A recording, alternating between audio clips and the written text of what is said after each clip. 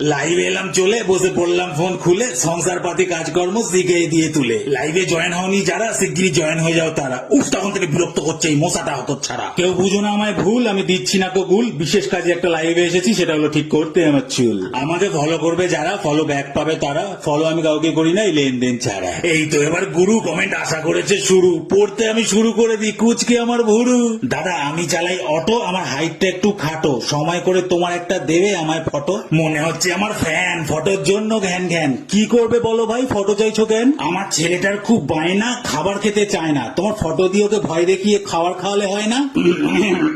ফালতু সব ছেলে, পরের কমেন্টে যাচ্ছি চলে। এই তো দেখি এই দাদা আমার সম্পর্কে কি বলে। তোমার মধ্যিখান দিয়ে যা শীতে বেঁধে দিলে একটা লাল ফিতে, ছেলে ফুলে সিঁদুর দেখবে তোমায় পরিয়ে দিচ্ছে এমনিতে।